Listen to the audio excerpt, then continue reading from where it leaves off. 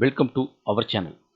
நம்ம சேனலில் தினந்தோறும் நாம் தெரிந்து கொள்ளும் வகையில் முக்கிய செய்திகள், அறிவிப்புகள், தகவல்கள், உத்தரவுகளை தலைப்புச் செய்திகளாக பார்த்துருக்கோம்.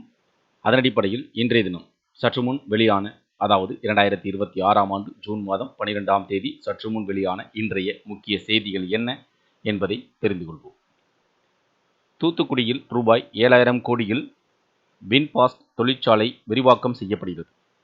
இங்கு ஸ்கூட்டர், பஸ் தயாரிக்கப்படும் என்றும் கூறப்படுகிறது.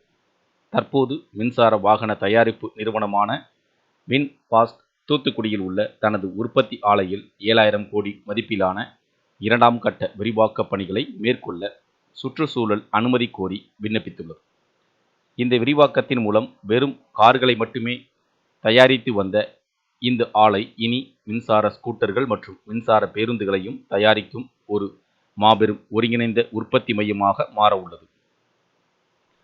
மத்திய மேற்கு மற்றும் அதனை ஒட்டிய கடலோர ஆந்திர பகுதிகளின் மேல் ஒரு வளிமண்டல சுழற்சி நிலவுகிறது.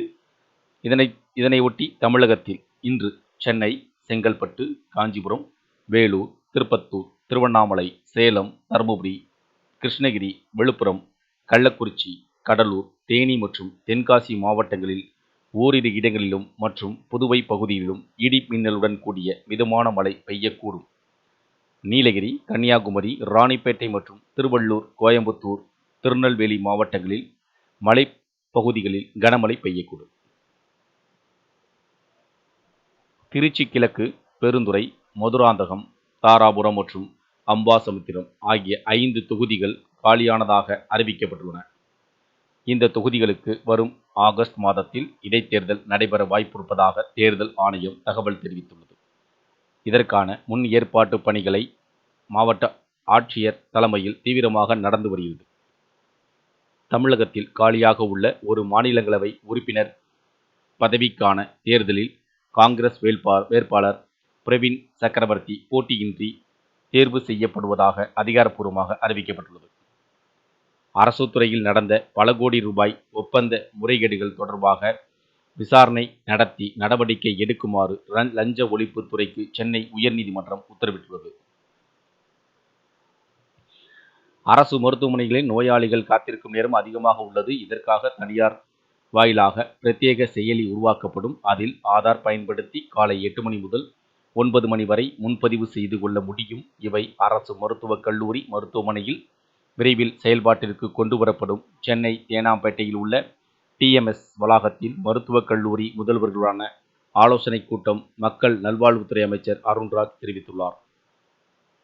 பிரதமர் நரேந்திர மோடி தலைமையில் நேற்று டெல்லி குடியரசுத் தலைவர் மாளிகை கலாச்சார மையத்தில் நடைபெற்ற நிதி ஆயோக்கின் 11வது ஆட்சி மன்ற குழு கூட்டத்தில் தமிழ்நாடு முதலமைச்சர் விஜய் பங்கேற்று பேசியதாவது: தமிழ்நாட்டின் நலன்களையும் மக்களின் விருப்பங்களையும் உறுதியாக பாதுகாக்கும் வேளையில் ஒன்றிய அரசுடன் ஆக்கப்பூர்வமாக ஒத்துழைப்புடன் செயல்படுவதற்கு எங்கள் அரசு தொடர்ந்து உறுதி பூண்டுள்ளது. தமிழ்நாட்டின் முன்னேற்றத்திற்கும் இந்தியா வளர்ச்சியடைந்த நாடாக உருவெடுக்கும் பயணத்திற்கும் இன்றியமையாத சில முக்கிய முன்னுரிமைகளை ஆட்சி மன்றத்தின் முன் எடுத்துரைக்க விரும்புகிறேன். தமிழ்நாடு கல்வி, திறன் மேம்பாடு, புத்தாக்கம் மற்றும் வேலைவாய்ப்பு ஆகிய துறைகளில் தொடர்ந்து முதலீடு செய்யும். ஆண்டுதோறும் 5 லட்சம் இளைஞர்களுக்கு உதவித்தொகையுடன் கூடிய பணியிடை பயிற்சிகள் மற்றும் தொழில்துறையுடன் இணைந்து திறன் பயிற்சிகளை வழங்கும்.